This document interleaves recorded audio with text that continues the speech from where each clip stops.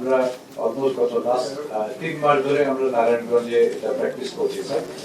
শুরুর দিকে কিছুটা আমরা টেকনিক্যাল জটিলতায় ছিলাম, বাট সিস্টেম যখন ইমপ্রেস হয়ে গেল স্যার, তারপর থেকে আমি মনিটর করছিলাম যে আমাদের কারাগারে যে টাইম ফ্রেমটা লাগে এই ফ্রেমটা কোনো চেঞ্জ হয়েছে কিনা স্যার। আমার যে জেল সুপার এবং জেলাদের ফিডব্যাক স্যার, অন্যান্য কারাগার থেকে স্যার আমার এখন বর্তমানে প্রায় 2 ঘন্টা কম সময় লাগছে একদম ফিজিক্যালি। আমি যখন নোটিফিকেশনটা পাওয়ার পরে স্যার, আমি এখন 1 ঘন্টা থেকে 1.5 ঘন্টার মধ্যে কিন্তু আমি আমার সকল কার্যক্রম শেষ করে আমরা বন্দীদের মুক্তি দিয়ে দিতে পারছি। স্যার আমাদের অ্যাটর্নি জেনারেল স্যার যেটা বললেন যে প্রবলেমটা ছিল যে আমরা আগে যখন বেলবন্ড পেতাম সেটা আমরা ওই যে ফোন করে লোক পাঠিয়ে ভেরিফাই করে কিন্তু আমরা এটাকে এক্সিকিউট করতে হতো, এখন কিন্তু এটা করতে হয় না।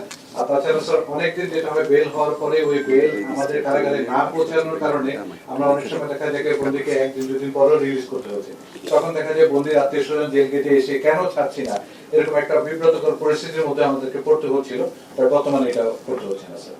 আপনাদেরকে অসংখ্য ধন্যবাদ স্যার এই ইনিশিয়েটিভ। আমাদের যে যারা আপনার এই প্রক্রিয়ার সাথে জড়িত আছে তারা দাবি করে যে আগে নাকি আপনার বেইল বন্ড বের হওয়ার পরে কারাগারে পৌঁছাতে এমনকি কয়েকদিনও লাগতো, এরকম অভিজ্ঞতা দেখেছিলেন আপনারা? স্যার আমরা 2-3 দিন, কারণ স্যার এটা অনেকের ক্ষেত্রে হয়তো স্যার যারা মানে কিছুটা সমাজে প্রিভিলেজ তাদের একটা ভেরি ফাস্টেস্ট ট্র্যাকে স্যার, মানে দেখা যায় ওই যে নিজস্ব ডাক বাহক মারফত মোটরসাইকেল করে বিভিন্ন মাধ্যমে করতে, বাট যাদের নরমাল লোক স্যার, যারা আমরা যাদের সাধারণ জনগণ বলি তাদেরটা কিন্তু স্যার যে গতিতে আগাতো স্যার, এটা কিন্তু খুব সমস্যা হতো স্যার। আমরা প্রশ্নের জবাব দিতে পারতাম না কেন তাকে কতদিন লাগতো সর্বোচ্চ? আমরা 3 দিন 4 দিন এরকম হয়েছে স্যার। ওই মাঝখানে ছুটির দিন পড়ে গেলে দেখা যায় আরো 2 দিন যোগ হয়ে যায় এরকম পরিস্থিতি। আচ্ছা, প্লাস দুর্নীতিরও স্কোপ ছিল না? এটা তো ছিল স্যার, যে ওই যে বললাম স্যার, একটা হচ্ছে অত্যন্ত দ্রুত গতিতে, আরেকটা হচ্ছে যে নরমাল গতিতে স্যার, তো ওই গতিটা অনেক স্লো ছিল স্যার।